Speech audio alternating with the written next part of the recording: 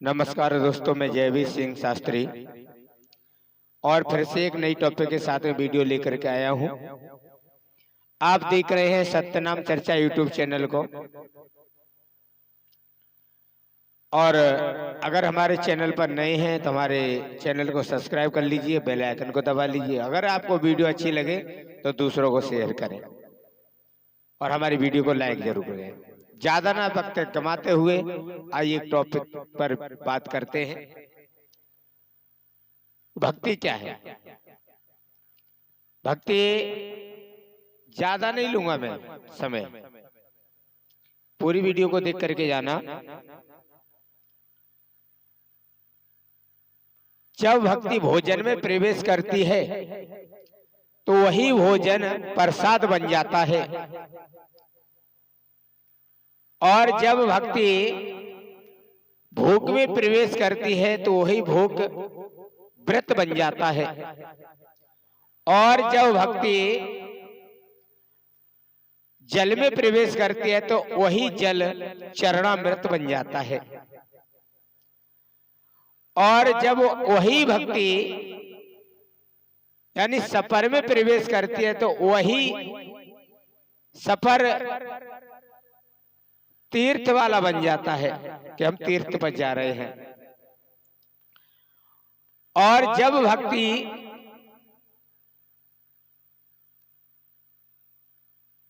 यानी हमारे शरीर में प्रवेश करती है तब वही भक्ति हमें भगवान से मिलाने का काम करती है। और ये होगा कब? जब हम, ऐसा क्यों कहा गया है कि जब भक्ति भोजन में प्रवेश करते वही भोजन प्रसाद बन जाता है? ये कब कहा गया है, किसके लिए कहा गया है, किस समय के लिए कहा गया है? यानी एक ज्ञानी, एक भगवान का भक्त जब भोजन करता है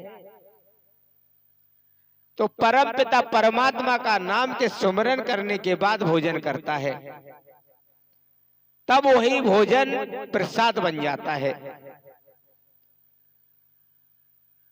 और जब भक्ति जल में प्रवेश करती है तो वही जल चरणामृत बन जाता है। ऐसा क्यों कहा गया है? वो इसलिए कहा गया है कि एक भक्त अपने इष्ट देव के चरण जल से धुलता है, जब उसको पीता है तो वो जल चरणामृत होता है। इसीलिए कहा गया है कि जब भक्ति जल में प्रवेश करते तो चरणामृत बन जाता है। जब तक भक्ति प्रवेश नहीं होगी तब तक कोई भी भक्त अपने इष्ट देव के चरणों को नहीं धोएगा, हाँ, उसके तब तक नहीं पिएगा। और ऐसा क्यों कहा गया है कि जब भक्ति सफर में प्रवेश करते तो वही सफर तीर्थ को जाने वाला बन जाता है, तीर्थ स्थान वाला बन जाता है कि तीर्थ पर जा रहे हैं। क्योंकि जब सुमिरन करता हुआ भक्त जब जाएगा सफर में तो एक तरीका से वो सफर जो है तीर्थ वाला बन जाता, कम कहीं तीर्थ में जा रहा है, क्योंकि वहां पर भगवान का सुमिरन करता हुआ वो जा रहा है। और जब भक्ति शरीर में प्रवेश करती है तो वही भक्ति हमें भगवान से मिलाने का काम करती है। ऐसा क्यों कहा गया है? तो पहले हमारे अंदर भक्ति जागृत होती है, तब हम पूजा पाठ ये सब कुछ करते हैं। जब तक भक्ति हमारी बलवान नहीं है, जागृत नहीं, तब तक हम पूजा पाठ नहीं करते हैं। ये तो सभी को पता है। ऐसा संसार में कोई नहीं है पूजा पाठ न करता हो। लेकिन कमी क्या है? ज्ञान और वैराग्य की। और जब तक ज्ञान हमें प्राप्त नहीं होता है परमपिता परमात्मा का, तब तक हमें वैराग्य नहीं हो सकता। और जब ज्ञान प्राप्त हो जाता है तो हमें ऑटोमेटिक वैराग्य होना प्रारंभ हो जाता है। वैराग्य का मतलब यह है कि किसी से नफरत नहीं, घृणा नहीं, वैराग्य का मतलब है कि जो हमारे लायक है उससे हित करेंगे, जो हमारे लायक नहीं है उसको हम अलग करेंगे, दूर करेंगे। तो ये है सिस्टम। और